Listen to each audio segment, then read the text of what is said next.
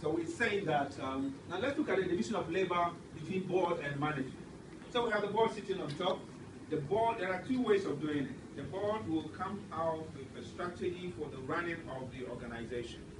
And it has to be implemented by management. Management can also initiate some of the policies. And when that is done, it goes to the board for ratification and approval. And once it is approved, it will be the responsibility of management to ensure the implementation.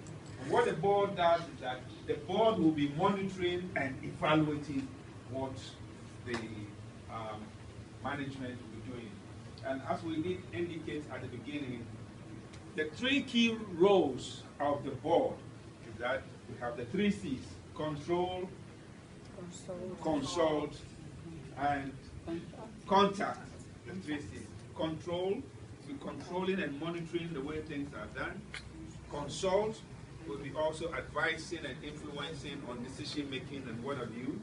Okay, and then contact, using their network to also ensure that the board functions as expected and for the benefit of all the stakeholders.